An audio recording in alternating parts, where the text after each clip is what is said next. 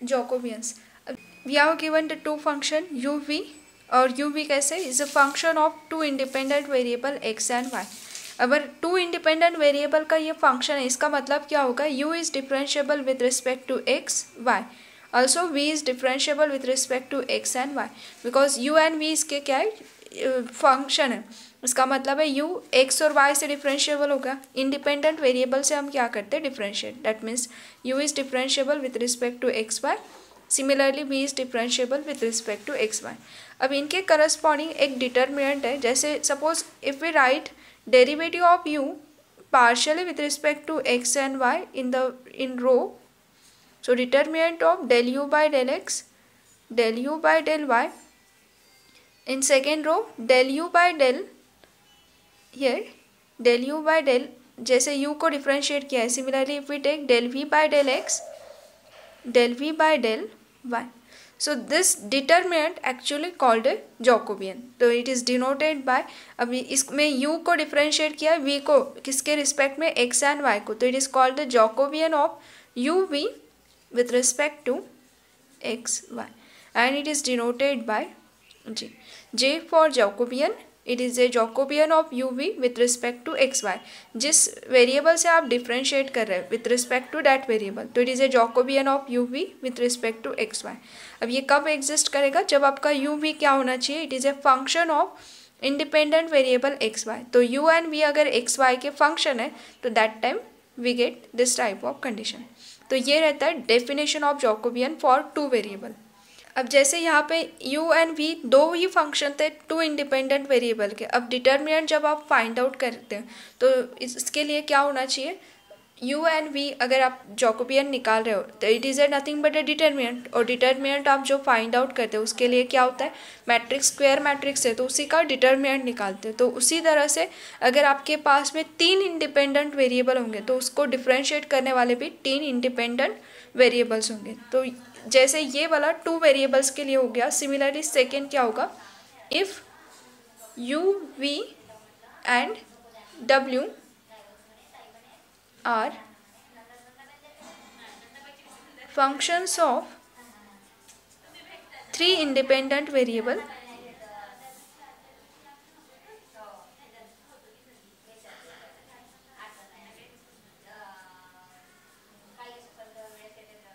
variables x, y and z.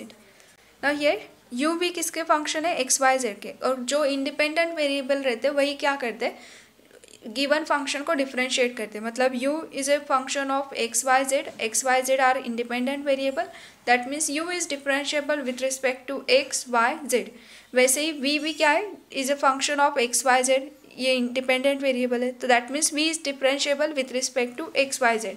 So therefore the Jacobian of u v w with respect to x, y, z is equals to determinant of. अब u को क्या करोगे, तीनों variable से differentiate x, y, z के और उसके derivative रो wise लिख दो. So del u by del x it denoted by u lower suffix x. u lower suffix x का ही मीनिंग क्या होता है, del u by del x. Similarly u differentiate partially with respect to y and z. Then v del v by del x, del v by del y, del v by del z. And third variable के लिए रहेगा del w by del x. Then next one is del w by del y and del w by del z. This determinant is called a Jacobian of u v with respect to x, y, z. ठीक है.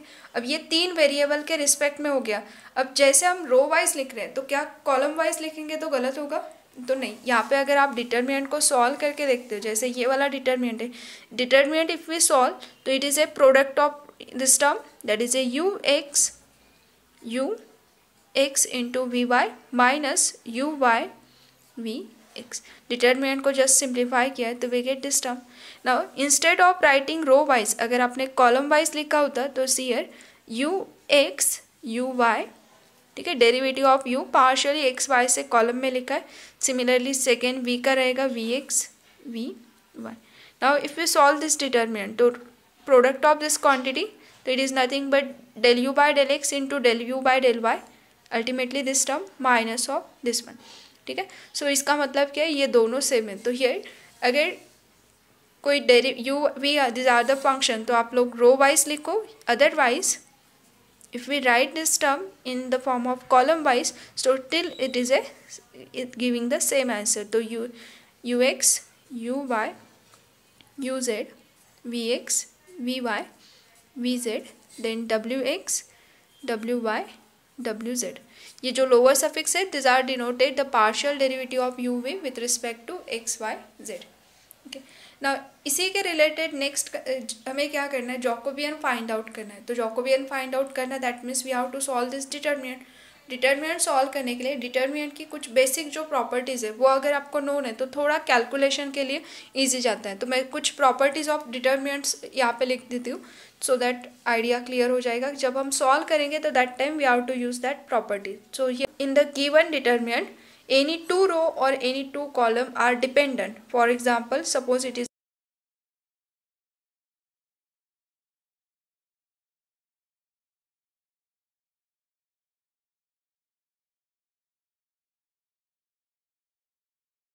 अब देखो इस determinant को अगर observe करते हैं तो फर्स्ट रो और थर्ड रो इनमें क्या डिफरेंस है. सेकेंड रो को अगर 2 से मल्टीप्लाई करोगे तो फर्स्ट रो फॉर्म होगा.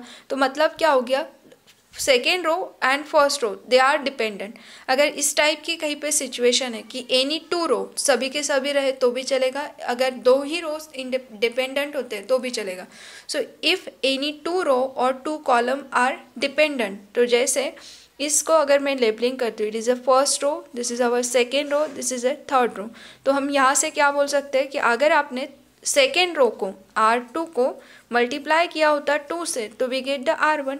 मतलब एक दूसरे के फॉर्म में एक्सप्रेस हो रहे हैं. तो we can say R1 and R2 are the dependent. तो any two row otherwise any two column अगर डिपेंडेंट होते हैं तो उनका डिटर्मिनेंट सीधा सीधा क्या हो जाता है, 0. ठीक है, एक छोटा एग्जांपल लेके ट्राई भी करके देखो. जैसे अगर मैंने यहाँ पे लिखा है 4 2, इट इज़ ए 2 1. सो यहाँ पे क्या है, this columns are dependent. C1 and C2 एक दूसरे के फॉर्म में एक्सप्रेस हो सकते हैं.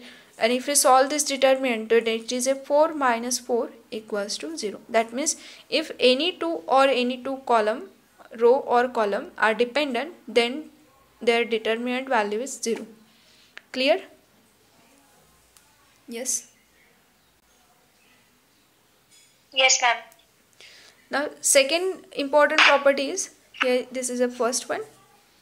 Second is suppose अगर आपके पास में कोई डिटर्मिनेंट गिवन है और उसमें से एक आधे रो में से या फिर कॉलम में से आप कॉमन निकालना चाहते हो, तो उस पर्टिकुलर सिंगल रो या सिंगल कॉलम से आप कॉमन निकाल सकते हैं. For example, suppose I right here 3/3 determinant. It is A 2x 5x 7x square. Then next one is suppose 3 4, then here 8 9. Next one is a 2x then 5x, इस type में. ठीक है, अब इसका डिटर्मिनेंट 0 नहीं होगा, भले ही यहाँ पे इसके जैसे ही आपको ये वाला कॉलम दिख रहा है, बट हमें एक तो 2 रोज या फिर 2 कॉलम सिमिलर होने चाहिए, तो डिपेंडेंट होने चाहिए, then we get the determinant is 0. यहाँ पे not necessary. Now in this case here if you observe this first row, so there is a x is common. So here from any one row or any one column we can take the similar quantity common. जैसे suppose इस first row में से आपने x को common निकाल लिया, if we take x is common तो यहाँ पे हो जाएगा 2, then it is a 5 7x. Second में से कुछ कॉमन नहीं निकाल सकते तो keep this row as it is, 3 8 twice x, then 4 9 5 x. Okay, again if we check row wise so there is a nothing common, but if we check the column wise तो again in the last column x is common. so इसमें से again x common ले सकते हैं, तो मतलब ये होगा x square डालने से क्या हो जाएगा, it is a 2, then next is 5 7, remaining matrix as it is. ठीक है, 3 8 2 and next one is a 4 9 5 and this one. इससे क्या होगा, अगर ये x के जगह पे ये अगर 100 रहता था ना, x is nothing but the 1000 या फिर 100, तो कैलकुलेशन करना डिफिकल्ट होगा. इससे बेटर वे कि कॉमन क्वांटिटी को पहले ही बाहर निकाल लो, फिर बचे हुए मैट्रिक्स डिटर्मिनेंट को आपको सॉल्व करना है।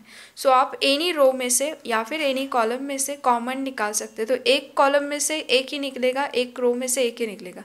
अगर यहाँ पे भी x रहता था तो हम इस रो में से x निकाल रहे हैं, फिर से इस रो में से x निकालोगे तो वो क्या होगा, मल्टीप्लिकेशन में शिफ्ट होगा। सो डिटर्मिनेंट और मैट्रिक्स में ये एक डिफरेंस है कि आप डिटर्मिनेंट से जब कॉमन निकालते हो तो किसी एक रो से एक कॉलम से एट ए टाइम कॉमन निकाल सकते हो, ठीक है। बट मैट्रिक्स में अगर कॉमन निकालते हो तो पूरे क्वांटिटी से कॉमन निकालता है। अगर इंस्टेड ऑफ ये अगर मैट्रिक्स रहता है ना, सो मैट्रिक्स में जैसे 4x 5x here 2x 3x इस टाइप में अगर रहता है और now see here all term में x कॉमन है, तो मैट्रिक्स में क्या होगा, यहाँ से कॉमन निकालोगे x तो पूरे क्वांटिटी से आउटसाइड आ जाएगा, ठीक है। पूरे टर्म में से आप कॉमन निकालते हो मैट्रिक्स के अंदर, बट इसमें क्या होता है, एक एक रो में चेक करो, कुछ कॉमन होगा तो बाहर निकालते जाओ और उन सारे क्वांटिटी का प्रोडक्ट। मतलब यहाँ पे अगर डिटर्मिनेंट लिखोगे 4x 5x 2x 3x तो पहले रो में x कॉमन है, दूसरे रो में भी x कॉमन है, तो x स्क्वायर बाहर निकलेगा, रिमेनिंग इज इनटू 4 5 2 3 इस तरह से। अब इसको सॉल्व करके देखो या फिर इस डिटर्मिनेंट को, you will get the same answer. Now the next condition is if j is denoted the, there is a property, but property हम बाद में डिस्कस करने ही वाले हैं, फिलहाल सिर्फ ये एक कंसेप्ट बताती हूँ, दैट इज ए अगर आप जॉकोबियन कहते हो कि j is denoted the Jacobian of u v with respect to x y, if j is denoted the Jacobian of u v with respect to x y, तो जो j इनवर्स रहता है it is a reciprocal of this term. तो j inverse का meaning क्या होगा, it is again a Jacobian, but Jacobian किसका रहेगा, x y with respect to u v, ठीक है। सो u इस कंडीशन में क्या होगा, u and v function of x and y, और इस कंडीशन में सॉल्व करते वक्त क्या होगा, x and y are function of u and v, ठीक है। सो x को आपको u v के फॉर्म में एक्सप्रेस करना पड़ेगा, y को u v के फॉर्म में एक्सप्रेस करके देन आप j इनवर्स फाइंड आउट कर सकते हैं, या फिर इसका जो आंसर आएगा उसका रेसिप्रोकल ले लो तो आपको क्या मिलेगा, इनवर्स मिल सकता है। तो ये एक इंपॉर्टेंट कंडीशन है कि आपको अगर Jacobian of u v find out करना है तो u v क्या होना चाहिए, फंक्शन ऑफ x y। अगर ये एक्स वाई का फंक्शन है तो ही आप u और v v w को क्या कर सकते हैं, जो भी टर्म रहेंगे उनको डिफ्रेंशिएट कर सकते हैं। See the example is if x equals to r cos theta, y equals to r sin theta, then find Jacobian of xy with respect to r theta and Jacobian of r theta with respect to xy, okay। अब first वाला तो हम directly निकाल सकते हैं, see here अगर मुझे first find out करना है तो let us consider j is a Jacobian of x y with respect to r theta. तो by definition it is nothing but the determinant derivative of x with respect to r theta I will write in the row, so x lower suffix r, x lower suffix theta, it is denoted the partial derivative of x with respect to r, this is a with respect to theta, and here y lower suffix r, y lower suffix theta. अब इसे find out करना कोई difficult task नहीं है क्योंकि x already given है r and theta के form में। So here this is equation number 1 कर देते, given x is nothing but r cos theta and y is r sin theta. We have to take the partial derivative of x and y with respect to r and theta, तो differentiate partially with respect to r and theta. अगर r और theta के respect में differentiate करते हैं तो del x by del r क्या होता है, डेरिवेटिव बताओ जल्दी से, cos theta, it is a cos theta. And what about derivative of y,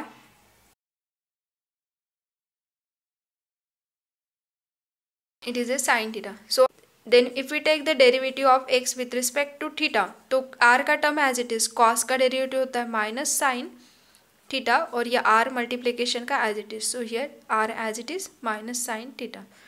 then derivative of y with respect to theta is r cos theta.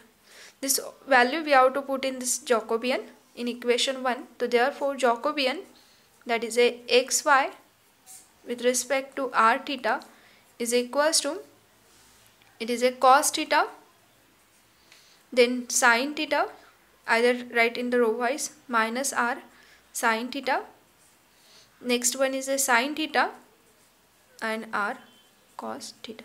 ठीक है, take the simplify this determinant. तो determinant को अगर solve करते तो r into cos theta into cos theta, that is a r cos square theta minus product of this quantity, तो it is a minus r sin theta square.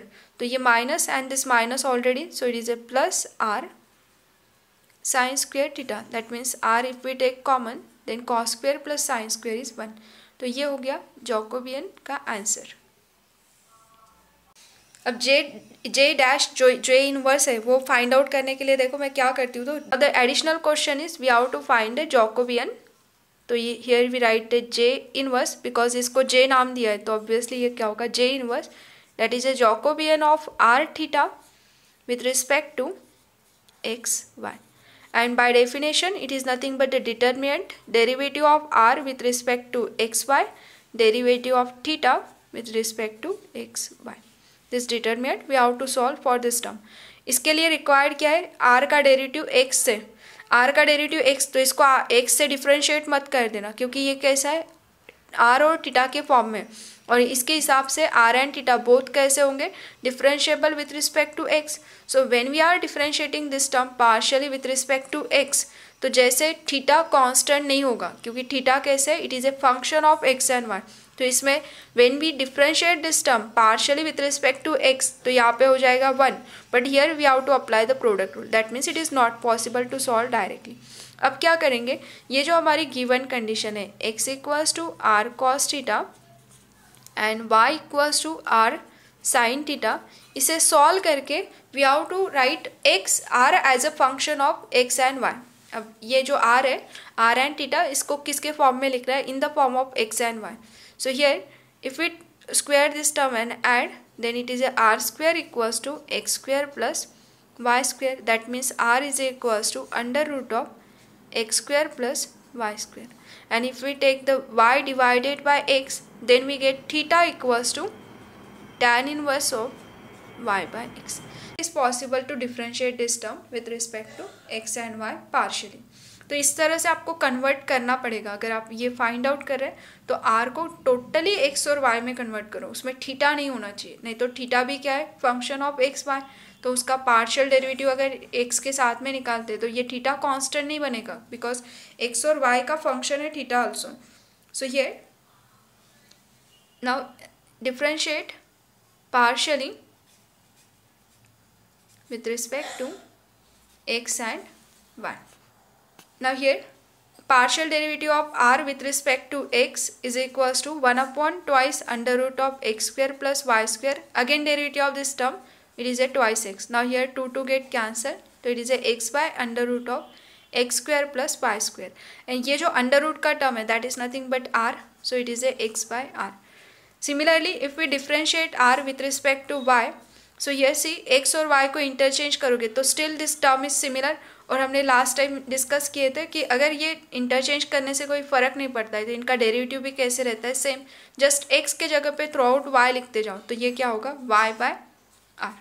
So del by del r is this one, del r by del y is this one, दोनों निकाल लिए. Similarly if we differentiate the theta, then del theta by del x is 1 upon 1 plus y by x square. Again derivative of y by x, तो y is constant and derivative of 1 upon x is minus 1 by x square.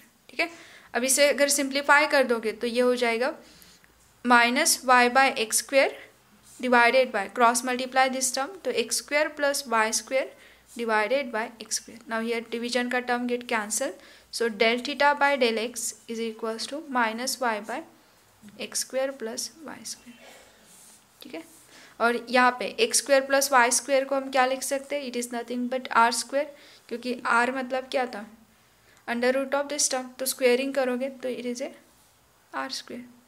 और वैसे del theta by del y find out करना पड़ेगा। Similarly नहीं लिख सकते क्योंकि यहाँ पे एक्स और वाई को इंटरचेंज करने के बाद में प्रॉब्लम सेम नहीं है, ठीक है, ये चेंज हो जाएगा। तो now tan inverse y by x को अगर y से डिफ्रेंशिएट करते हैं तो tan इनवर्स का derivative 1/1 plus y by x square, again derivative of this term, तो y से कर रहे हैं तो 1/x का term as it is and derivative of y is 1.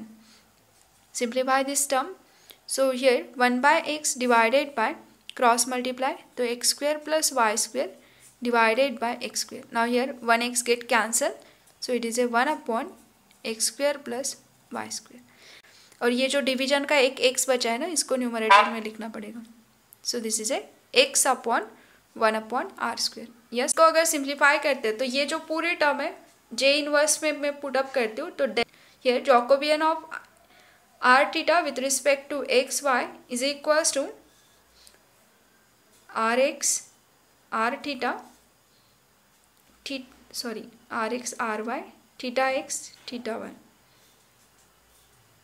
इसकी जो वैल्यूज निकाल के रखी थी, r को डिफ्रेंशिएट किए थे x से, तो x by r and it is a y by r. And जो थीटा को डिफ्रेंशिएट किए थे, तो is -1 by r square and it is a x by r square.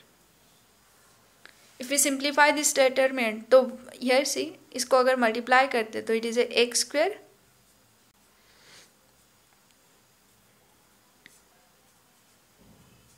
दोनों का बेस का टर्म सिमिलर है. X square plus y square is nothing but r square divided bye r cube, so it is a 1/r.